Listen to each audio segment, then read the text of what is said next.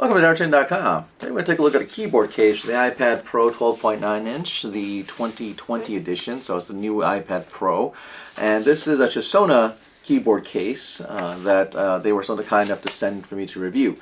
So let's go open this guy up and see what it's like. Alright, so let's take a look from the box. The instructions here. Just in a card.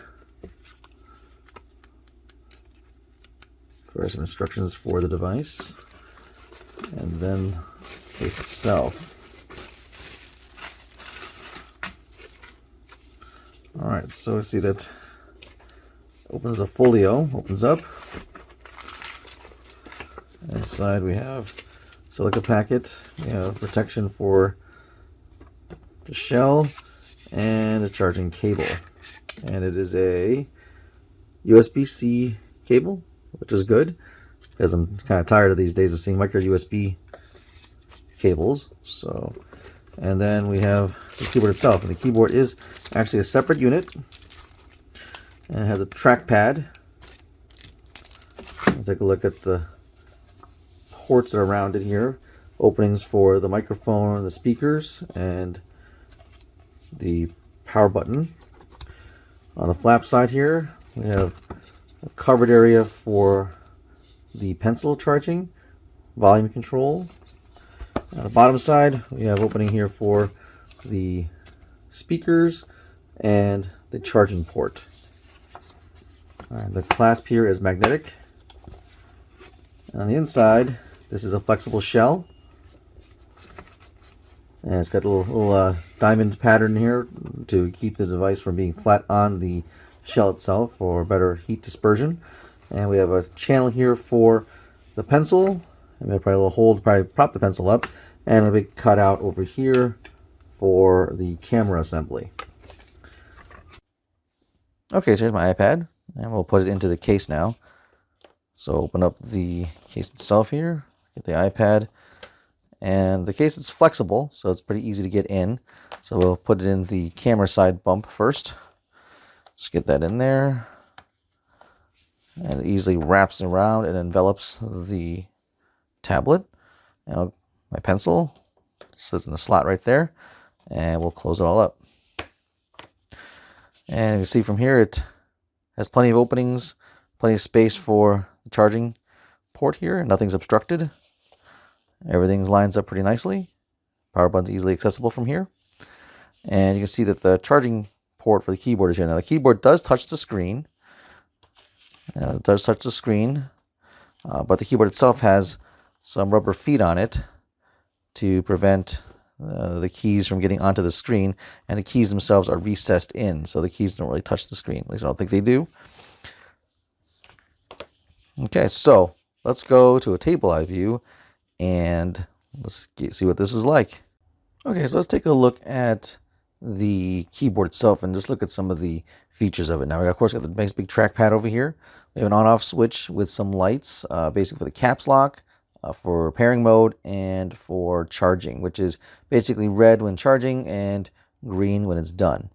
Looking closely here, we have a button for the backlighting, for various levels of the backlighting. We have a ability to kind of, with the FN key, get this little option here, which shows the indicator and the charge indicator, so it blinks for the amount of charge there is. The arrow key here is a inverted T, but an FN up and down is equivalent to the page up and page down.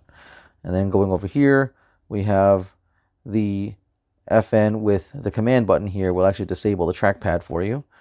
And then we have the ability to do backlighting different colors for the left, middle, and right portion of the keyboard. And then on the top area, we have the standard row of different various command keys, basically like the home button here, search, brightness, language selection, copy paste, and then the media keys and lock. The one interesting thing that took me a little bit off guard here was that this little funny symbol above the C is actually the Bluetooth pairing option. So in order to pair it, which we'll do in a moment, you have to hit the FN and this C key, because I was looking for the traditional Bluetooth symbol, but this didn't have that, so I had to look it up. All right, so let's take a look at the backlighting real quick. We'll turn it on. Let's switch here, turn it on, and it'll blinks. It kind of shows the indicator is for the battery level. And I'll put it over here and we'll take a look at the backlighting. So we have different levels. We got 1, 2, and 3, and then it goes off. And then you can use the FN, A, D, and S here to change the backlighting to the various different colors it has, or off altogether. So it's kind of neat, so you can customize it, and the backlighting is quite nice.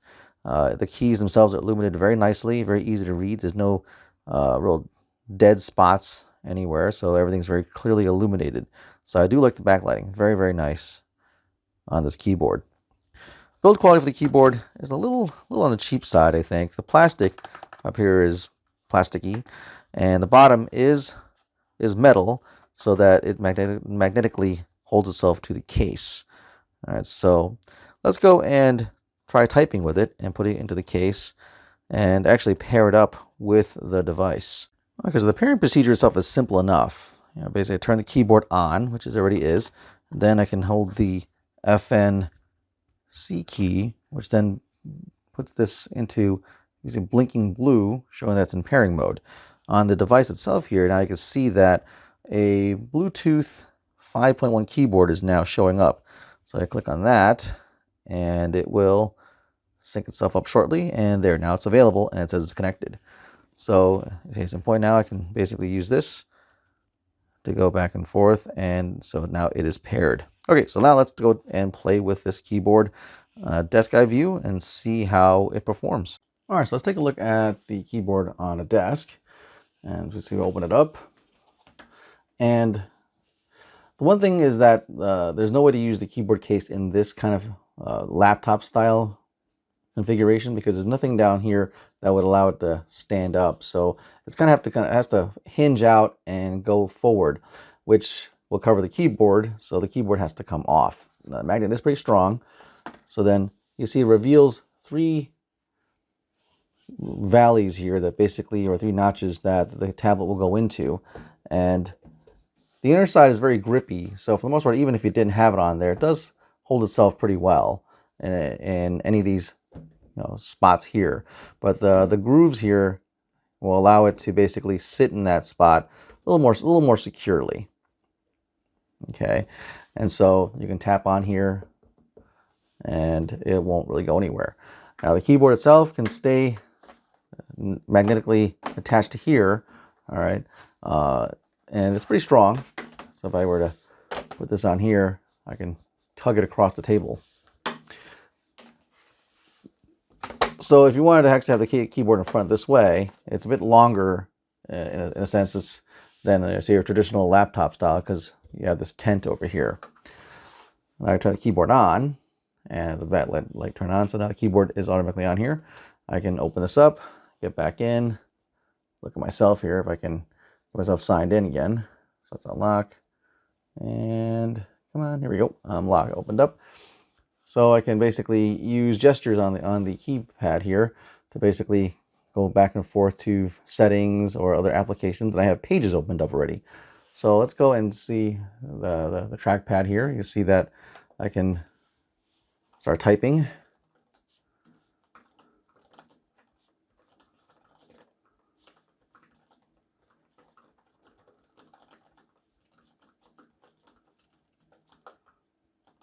This is not a testament to my incredibly good typing skills on smaller keyboards. The keys themselves are decent size, because obviously with a 12.9-inch iPad, you have more space to play with. So the keys aren't really tiny little chiclet keys. So they're ample keys, and I'm just kind of in not a great angle for typing, but this does work just fine. You see here, I can click and drag, select certain areas.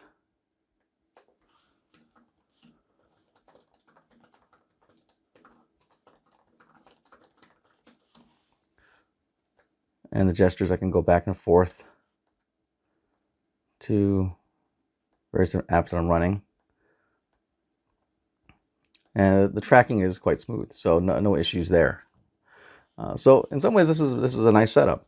The downsides, obviously, is that the keyboard itself does not allow for, this case doesn't allow for sleeping and turning on when the case is opened. So for example, if I have the keyboard and the case on, I close it up, you can still kind of see it's on. It doesn't really turn itself off or on, so that capability is not there. But once again, the keyboard is detachable, so if you had this on a stand separately, or you want it not together, you can do that. You also can ignore the keyboard and have the case just as a folio, which is a bit lighter too, because obviously this keyboard is a little bit heavier and has a battery on its own. The case itself has that notch here for the pencil, so I can push the pencil out from the spot here. There's a spot right down here. I can slip my finger in and push it up to get at it, and then place it into the slot up here, and the magnet still catches to it. I get it there to find it, and it does support charging it. It doesn't interfere with the charging. So when it's plugged in there, it will indicate it's charging, and you can still keep it there. So you can close this, and it wraps around it, and the pencil is nice and protected, so you're not going to lose it. So the option to store the pencil in 2 different spots is quite welcome.